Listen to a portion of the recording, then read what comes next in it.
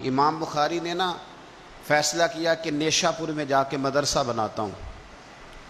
امام مسلم آپ کے شاگرد ہیں جنہوں نے مسلم شریف لکھی ہے، فرماتے ہیں جب نیشا پور امام بخاری آئے تو اتنا بڑا استقبال ہوا کہ میں نے اتنا بڑا استقبال دیکھا نہیں کبھی۔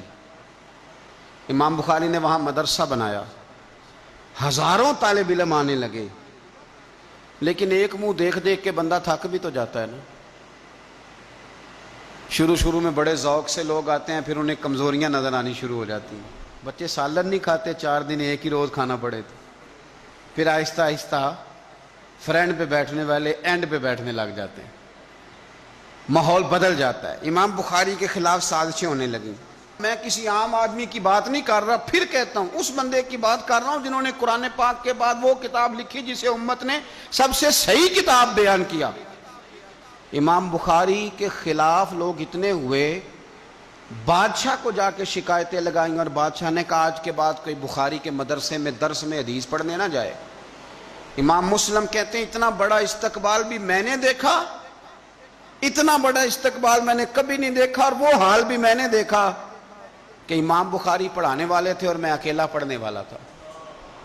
ساری عمر ہی آٹا گد ہے، لکھاں کیتے نہیں پیڑے، اب وقت آیا ہی تے محمد بخشا کوئی نہیں ہو بیٹھا نیڑے۔ کدھر گئے عشق کے دعوے، کدھر گئے وفا کے جذبے، کدھر گئے وہ غلامی کی باتیں، کہاں گئے وہ لوگ جنہوں نے کہا تھا کہ ساتھ جئیں گے ساتھ مریں گے، تا دم آخری وفا کریں گے۔ چلے جاتے ہیں لوگ، معیار بدل جاتا ہے، سوچ بدل جاتی ہے، کہانیاں بنا لیتے ہیں، ذہن بنا لیتے ہیں۔ امام بخاری نے نیشا پور چھوڑ کر ارادہ کیا کہ میں بخارا چلا جاؤں، اپنے شہر۔ سنو یہ درد کی داستان ہے لوگوں، سنو۔ اس بندے کی بات کر رہا ہوں جس کا نام جپتی ہے دنیا۔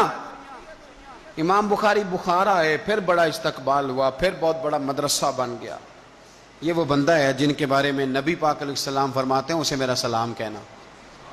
یہ وہ شخص ہے کہ شیخ ابو زید کہتے ہیں میں نے خواب دیکھی تو حضور نے فرمایا مجھے کب تک شافعی کی کتابیں پڑھتے رہو گے، میری کتاب کیوں نہیں پڑھتے؟ یا رسول اللہ صلی اللہ علیہ وسلم میں صدقے جاؤں، قربان جاؤں، میں لفظوں پہ وارد جاؤں، سونے آپ کی کتاب کون سی ہے؟ فرمایا بخاری شریف پڑھا کرو، وہ میری کتاب ہے۔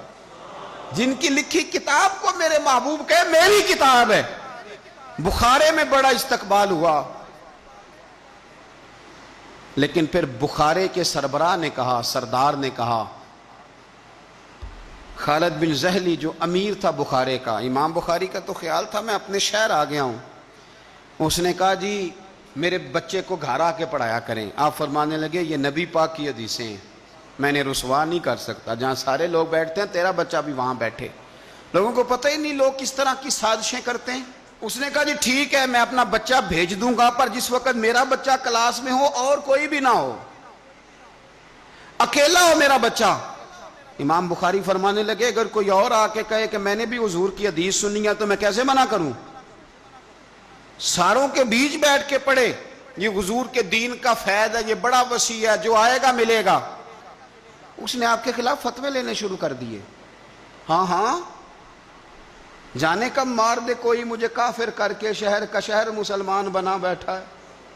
فتوے لینے شروع کر دیے، امام بخاری کے خلاف سازش ہوئی، حکم ہوا کہ بخاری تو بخارا چھوڑ جا، یعنی اپنے وطن سے نکل جا۔ اپنے وطن میں بے وطن ہو گئے امام بخاری۔ نیشا پور والوں نے نکالا تو بخارا آئے، اس نے حکم دیا تو امام بخاری بخارا سے نکلے، آنکھوں میں آنسو ہیں، لے سجنا اساں توڑ نہیں بائی، اساں جان دیتی رات تیرے، ارادہ کیا سمرقند جا کے ڈیرا لگاتا ہوں، حضور کی حدیثیں تو پڑھنی سننی ہے نا۔ یارو بڑی تکلیف میں آ جاتے ہیں کئی دفعہ دیندار لوگ، بڑی اپنے بھی کئی دفعہ اپنے بھی شکایت کر دیتے ہیں، اپنے بھی پیچھے پیچھے ہونے لگتے ہیں۔ اب یقین کریں کئی دفعہ دل کرتا ہے یار سارے باتیں کرتے تیری نہیں بنتی تھی، تو نہ کرتا۔ ایک عالم کہا کرتے تھے ایک دفعہ کہ کسی ماں کے بیٹے نے ماں کو تانا دے دیا تو ماں رو پڑی اور کہنے لگی پتر درانیاں کہنیاں تے بندا سی، ننانا کہنیاں تے بندا سی، تو تے میرا اپنا سیں۔ اور یہ اپنے کئی دفعہ اس طرح کی بات کرتے ہیں کہ وہ کانوں سے ٹکرا کے نہیں گزرتی، وہ تیزاب کی طرح رک جاتی ہے، چھلنی ہو جاتا ہے وجود کے۔ یہ اس نے کہا ہے، اس نے میرے اپنے نے امام بخاری بخارا سے روتے ہوئے نکلے، سمرقند جاتا ہوں، پتہ چلا کہ سمرقند جانے سے پہلے ہی کچھ لوگ کہہ رہے ہیں جی دیکھو ان کے اپنوں نے نہیں رکھا، پتہ نہیں کیا حال ہے۔ امام بخاری رستے میں ایک چھوٹی سی بستی تھی خرتنگ، وہاں رک گئے۔ سنو یارو، پھر کہتا ہوں اس بندے کی بات سنا رہا ہوں جو اس امت کو سب سے قیمتی کتاب دے گیا۔ امام بخاری خرتنگ میں تھے، 62 سال عمر، سفید داڑھی، رو پڑے، اللہ میں نے ساری زندگی تیرے نبی کی حدیثیں جمع کی ہیں، اے میرے مالک تیری زمین بڑی وسیع ہے پر بخاری پر تنگ ہو گئی ہے، میرے اوپر رحم کر دے۔ امام بخاری نے وہاں دعا فرمائی، دوپہر کو دعا فرمائی، شام کو بیمار ہوئے، رات کو وصال ہو گیا۔